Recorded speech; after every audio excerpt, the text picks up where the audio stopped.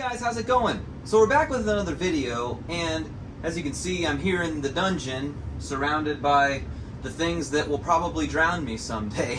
But anyway, we're here with another guitar. Now this is one that I'm incredibly excited to talk about today. We kind of talked about it in the last video, but I wanted to give it its due diligence, and I wanted to do it justice. Now, if you remember, a couple Christmases ago, we talked about this guitar. This is the inspired by Gibson Epiphone Les Paul Studio, and we've modified it on this channel quite heavily. Some of those mods have been reverted for various reasons, but one of them is we have the rolling nut, metal nut with the ball bearings in the slots, height adjustable. We added this roller bridge, and I added this V tailpiece.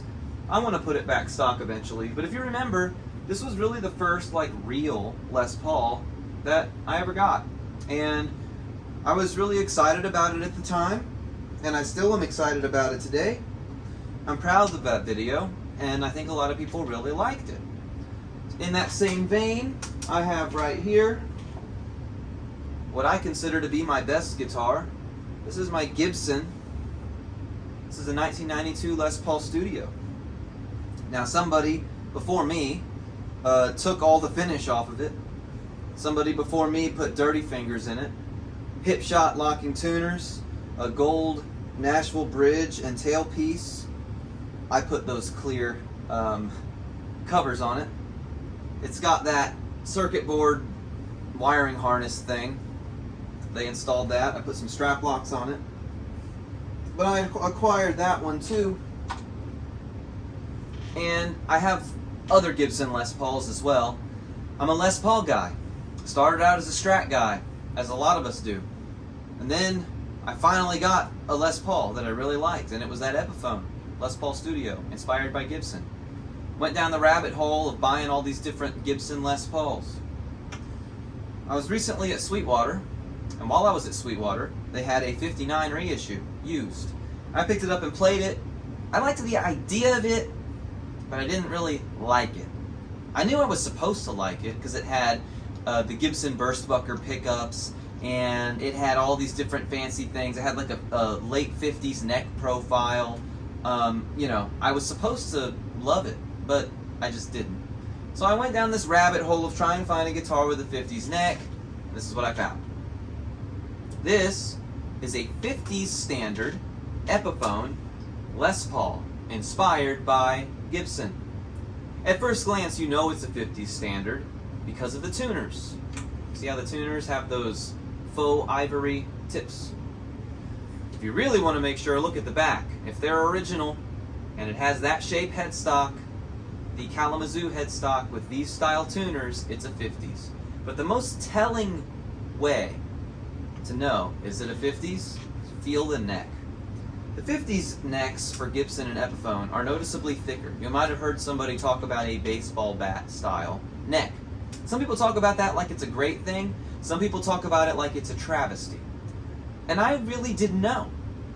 I knew that I liked thicker necks. In fact, I've got a Gibson SG, which I'll pull it out since I'm sitting right next to it, right here. And when I picked this guitar up, I noticed that the neck was really thick on the back. And I really liked that.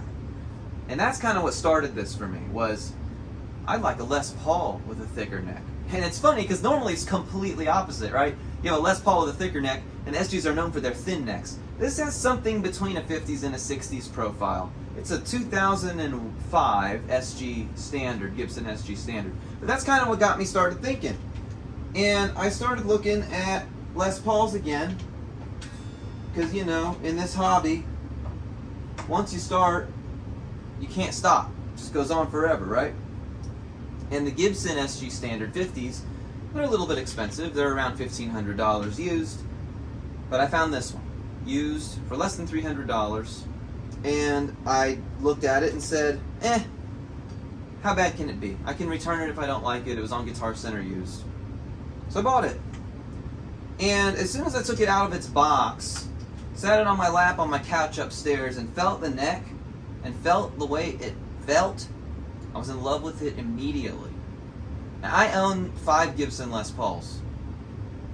This one is special, I will tell you that. So what is this thing? Well, as I said before, you've got your baseball bat style neck. That's what makes it a 50s. The other thing that makes it a 50s is it has these awesome Clouson style tuners, which are my very favorite kind of tuners. Besides the vintage Fender tuners, I don't think I have a guitar in arm's reach that has, well, that Fender there if you can see it. I love these tuners. It's got the Kalamazoo style headstock. It's got a new bone nut. Unfortunately, it has a Laurel fingerboard. That's the one thing on this guitar. There's 2 things on this guitar I really don't like. I don't like the Laurel fingerboard, and I don't like that it doesn't have fret nibs, but that's pretty much only a thing you're going to get with Gibson. So it's not really much of a real complaint. It's just a wish at this point. Moving it down here to the body, you're going to have your regular Les Paul pickguard as you would expect. This is the gold top model. One thing I will say about the paint color of this gold top. On film and in pictures, it looks kind of like a mustard yellow. It looks almost like a matte kind of a color. But under the light, and when you're looking at it, you can actually see the sparkle really popping out. Like, I'm not kidding. You can really see the sparkle popping out up close. That does not come over very well on camera. Okay? You got your 3-way switch. You've got your thumb bleeders under your knobs. These are the stock pickups. The previous owner cut the covers off of them. But these are Epiphone Pro Buckers is what these are. These are basically Epiphone's version of the Burst Buckers. I actually have a pair of Burst Buckers that are for sale right now. Here they are, wrapped up and ready for you if you want them. Big Jake Music on Reverb. Anyway, look at the back. Yeah, you got a couple piece neck here, piece here, and then the headstock has a scarf joint here, which I like. It has a long neck tenon, which is awesome. It has full-size pots with 50 style wiring, which is really cool. It's got just your normal 3-way switch. One thing I do want to say is it is 50 style wiring, but it uses the solderless quick connect system. I don't like that very much. I wish it was just wired. It would take 3 seconds for me to do that myself and fix it, so it's, again, not really much of a complaint because it doesn't need to be done. That's more of a wish, not really a need or a knock against it. But all that's well and good. All that's well and good. Oh, one other thing. It is a mahogany body. It looks like at least 2 pieces. It might be 3. And then a maple cap. The ones that have a flame maple veneer on top of the maple cap, but it does have a maple cap. This one, Lord knows what they've done, because you can't really see anything through it because it's a gold top. So it probably doesn't look super pretty, the piece of maple that they chose for this cap. But that's okay. But that's all well and good. You just listed things off of a spec sheet. How does it feel and how does it play? I will tell you, this feels as good as any of the Les Pauls that I have. Okay? I'm not going to sit here and tell you, it's better than any Gibson, because people who say that are just asinine. I don't know what they're talking about. They don't actually know how to play it, or they don't really know how a guitar is meant to feel. Obviously, this isn't going to feel as good as a $2,700 new, by the way, that's the new price, $2,700 Gibson Les Paul Standard. It's probably not going to feel that good. It would be silly to think that it would. Does it get close? Absolutely. And does it feel good in the hand? Absolutely it does. So it felt good to play acoustically. It felt good in my hands. But how does it sound actually plugged in? So behind me, I have my Fender Deluxe Reverb. This is a valve amp. It's the Custom Deluxe, actually. So it's the Custom Deluxe Reverb. It's the reissue drip face. And then down here on the floor, I've got some pedals. All of these pedals they're less than $15 each. These are not expensive pedals. So I've got an Octaver from Behringer, which we're not going to use. A Super Fuzz from Behringer, SF300. I've got an Inferno distortion pedal. It's like this death metal pedal. I have a Tom's Line British. It's like a JCM Plexi style pedal. And then I have a Lock-Key analog delay. I have no idea what that brand is. That's just what I got. Spring reverb is built into the amp. It's turned very low. So let's turn it up and see how it sounds. We will start with the neck pickup. No pedals are on at this time, just the amp.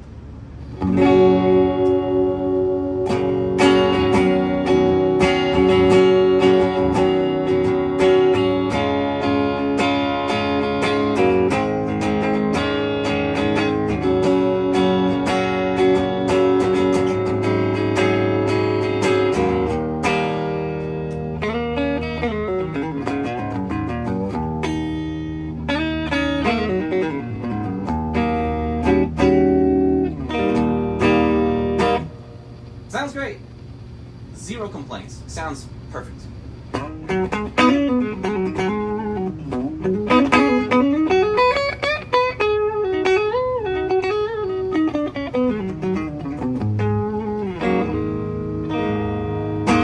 Alright, let's turn on some delay.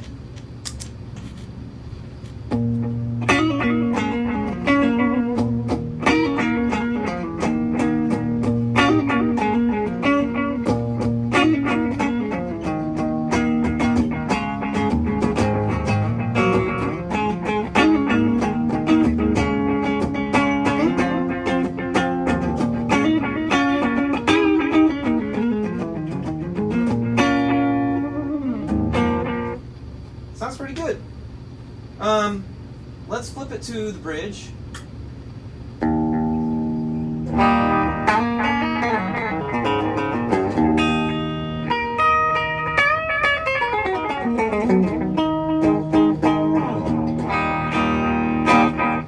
One of the things that's not going to come through in this sound example is how it feels. It's really hard to explain that. But when I play this guitar, I feel better. I feel like I can play better. I feel more confident. I feel more powerful. I feel like I can thrash this guitar and it's not going to resist me. It's going to do what I want it to do. It's not going to break. It feels very, very firm. One thing I will mention is it's really heavy, which I love. I love that. And it's just, it feels good. There's no obstruction. My hand doesn't feel like it's cramping. This baseball bat really is great. I love it. If you've never tried one, you really should. Let's go ahead and turn on the plexi pedal, and then we'll turn on some delay after this.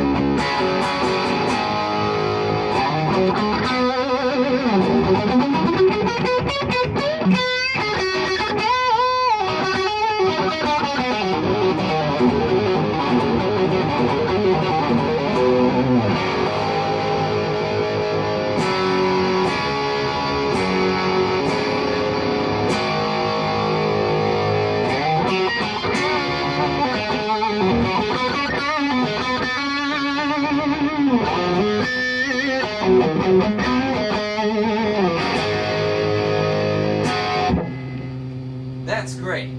I love that. Now we got some delay too.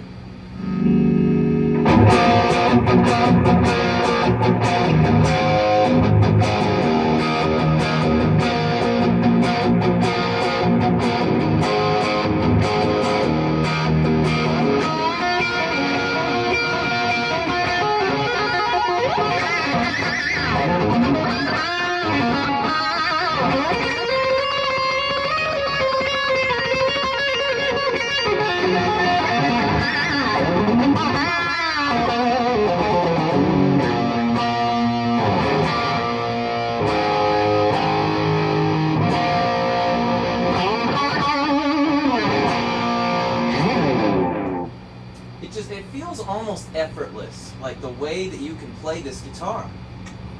And it sounds great. That's stock. I did not do a thing. Now, you know me. Most of what you see here, displayed before you, has been modified in some way. Right? This got an FRX and had a middle pickup routed out of it. This had a whole bunch of stuff done to it. We did a video on that. I mean, all of this, I'm a tinkerer. I don't like to leave stuff well enough alone. This, I'm afraid to touch. I don't want to touch it. It's got, you know, sometimes you get a guitar and it feels magic, and you don't want to mess with it. I've done that before, and I've messed with it, and I've regretted it so much and wish I just left it stop. An example is that Starcaster Strat, which is just out of arm's reach over here. I regret those mods that we did in that video. Not because they were bad mods, and not because it made it a bad guitar. I think objectively it's a great guitar, and the mods that we did to it were good. But I miss that experience of when I opened it and pulled it out of the box, and it was just amazing as it was. It shouldn't be as good as it is, but it is. But now it isn't because I modded it. I'm not going to ever make that mistake again. This was amazing out of the box as soon as I got it. Keep in mind, this was used, so I don't know what they did to it, but I did pull the pickups and make sure everything was stock. But it sounds amazing. It really sounds, and it feels amazing too. I'm going to flip it now over to the neck pickup, and then we'll do some stuff with this fuzz pedal and just see what kind of various sounds we can get out of it. I'm curious. Let me know. What do you think so far? How it looks, how it sounds. Obviously, I'm not going to ask you how it feels because you're not here feeling it, but I assure you, if you felt it, you'd think it felt really good.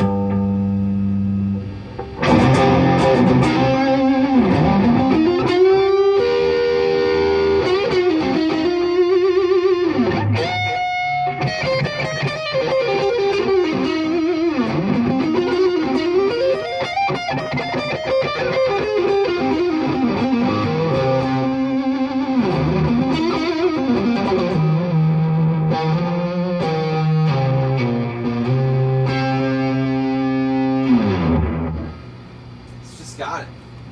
Let's turn on this fuzz pedal and make a lot of noise. It's going to make a lot of noise, I'm warning you.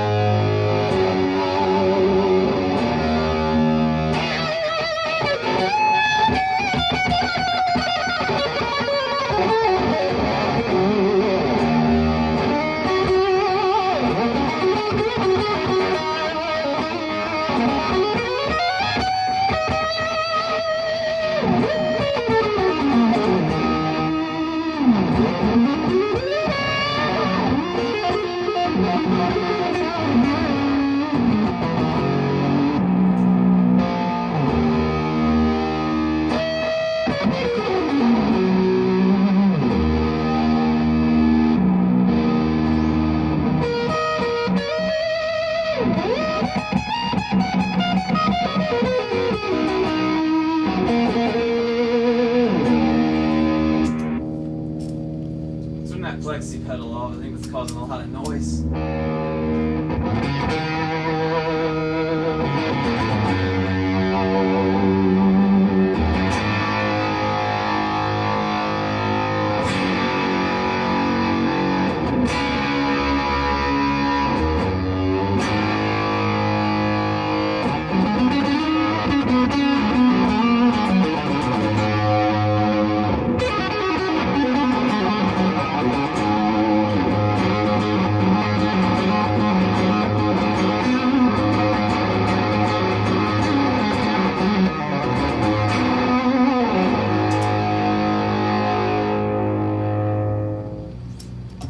It's just got, it inspires you. It really does. It inspires you because you look at something like this and it's so stupidly simple.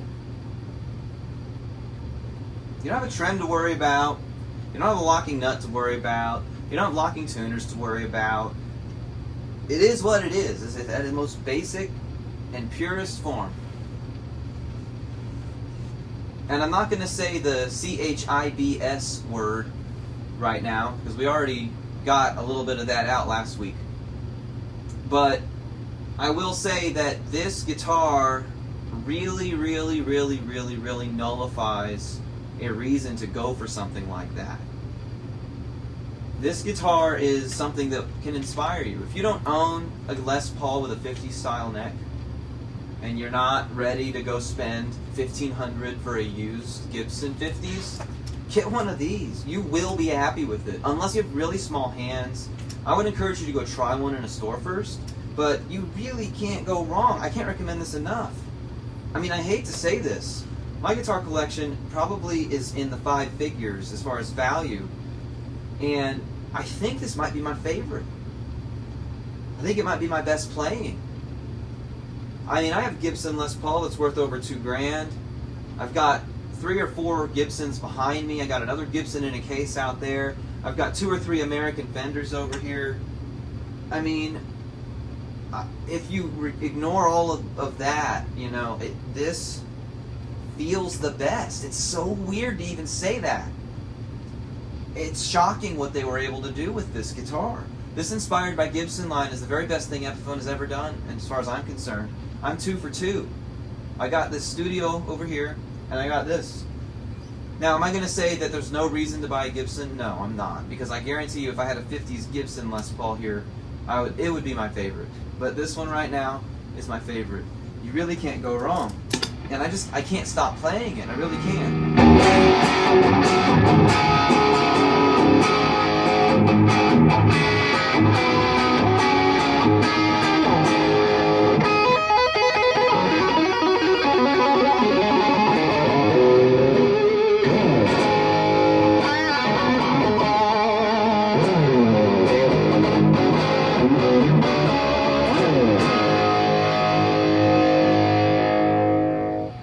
Does everything you want it to do and more. It's crazy.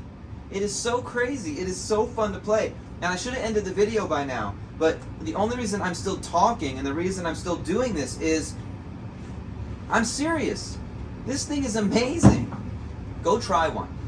Go to your local store and try one. Try a 50 Standard Inspired by Gibson. I know that they retail for like $6.99 or $7.99, and I think that's a little high for what it is. It's an import. And for $6.99 or $7.99, you could go buy a Gibson Les Paul Studio, and you'd probably be better off. See, I feel comfortable saying that I recommend this guitar and that this is one of my favorite guitars because I already have all that other stuff. And that is helping me put this in higher regard too, though, because I'm comparing it to those things.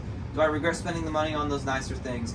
Absolutely not. But I will encourage you, again, go try an Epiphone 50 Standard. It's absolutely amazing guitar. I don't think you'll be disappointed. I really don't. I do encourage you to buy it used, just like any guitar. I wouldn't recommend you buy any guitars brand new, unless it's a brand new model that you can't buy used. Because why would you pay $700 when you could buy one like this for $300 or less? I don't know if you can buy a better guitar for $300. I don't think there's one. I really don't. I really don't think you can. One that comes close is this, you can kind of see it, the T's SBH HD. If Fender kind of guitars are more your thing, I think that the SBH HD probably is one of the better values that you can buy. But if you're into Gibson style guitars, this is the king.